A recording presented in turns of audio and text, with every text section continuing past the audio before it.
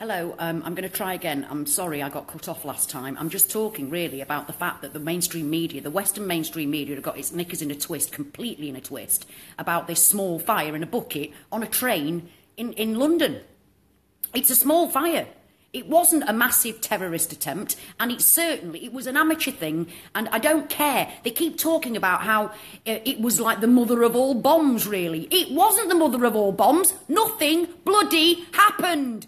Meanwhile, the whole mainstream media is ignoring the genocide and ethnic cleansing of the Rohingya Muslims. What the hell has the world come to? What the bloody hell has the world come to if the mainstream media can still be harping on about a small fire in a bucket and a woman with a bandage round her head with not a speck of dust on her from this so-called fireball that ripped through the carriages? It's all utter bollocks, and I'm sick of it. I am sick of this scaremongering mainstream media. That's what they're still doing. They're still scaremongering about that small event, about that ridiculously small event. And meanwhile, hundreds of thousands of Rohingya Muslims are being murdered every day. Do you know what they do? Do you know what I saw the other day? I saw a man take off his shoes and pick up a baby. And he took off his shoes so he could swing around and throw that baby in a fire. And throw that baby in a fire. Now that's real. That's real. So why the bloody hell? Why the bloody hell are the mainstream media ignoring that? How can they ignore that and concentrate on a poxy little fire that wasn't even a fire? It looked like a match had lit. I can't bear to see the suffering, and I can't bear to see this one-sided bullshit. We have to start standing up to our media. If you are still paying your television licence in Britain, stop! Because they don't deserve a bloody penny of it. While they can ignore babies being trodden on and burned. While they can do that and concentrate on scaremongering and fearmongering about ISIS and Islamic terrorism. Look what Buddhists, so-called Buddhists, are doing to hundreds of thousands of people, but the mainstream media in the West doesn't give a shit about them because they're Muslims. They deserve to live in peace and have a land of their own. Or if they can't have a land of their own, at least be deemed as equal citizens. Equal citizens in the country that they're living in. What are they going to do? It seems to me like the UN and the West are just going to let them all die. Just going to let them all die. And there'll be no Rohingya left. And then they'll go, oh, we should have done something. Yes, you should. United Nations.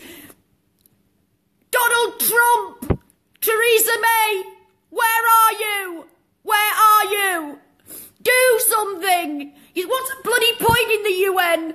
What's the point in the UN? Yes, it's genocide. Yes, it's ethnic cleansing, but we're just going to sit here and do bugger all.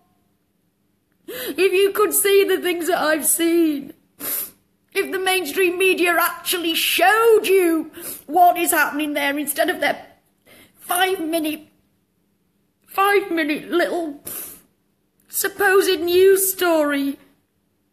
I can't bear any more of it. I can't bear to live in a world where some people are more important than other people. It doesn't matter what your religion is. It doesn't matter how wealthy you are. There is no one person any more important than another. No one. So please, if you're seeing this, speak out for the Rohingya Muslims before there's just none of them left. Share what you find on the internet. Share it, but please make sure it's the real thing. Please make sure it's really Rohingya, because I have seen a few posts that aren't Rohingya. It doesn't mean they're any less disgraceful and barbaric, but they're not. We must share the truth because the mainstream media aren't. And when I can see a man swinging a baby round and then take off his shoes so he can turn round better before throwing them in the fire. women being beheaded after they've been raped. So all of you out there going on about ISIS, the beheaders, care as much about these people being beheaded. But don't you care about them because they're only Muslims, Rohingyan? Don't you care about that? So not another bloody word about head choppers from you lot until you speak up for the Rohingya Muslims. Because I know fine well that one day my children, my grandchildren are going to ask, what did you do? And I'll say, I spoke up, at least I spoke up. And I hope, I pray that when that day comes, the Rohingyans will be safe. But they're not. I've seen the most barbaric things I've ever seen. And believe me, I've seen some bloody awful shit. I've seen some terrible, terrible things. But there is nothing, I've seen nothing like the abomination that is happening to the Rohingya Muslims. They need our help. We are their only voice because the world, governments, everybody are taking no notice of them. Apparently this, whatever her name is, Aung, whatever her bloody name is, wouldn't let the United Nations in to the country. What bollocks is that? Go in anyway. If there was oil there, they'd be in it like bloody Flynn, wouldn't they? So what's the difference? Come on, tell me. Tell me, world. Tell me, United Nations. What is the difference? Why aren't you going in stopping a genocide? Why? Tell me why. When you go into every other bloody country that doesn't agree with what you want, you go in there marching in all over the place. And our media is an absolute bloody disgrace. A disgrace. They can ignore the fact that women are being raped and beheaded. Children, I've seen children having their heads a man stood on the head of a toddler. For the love of God, help them.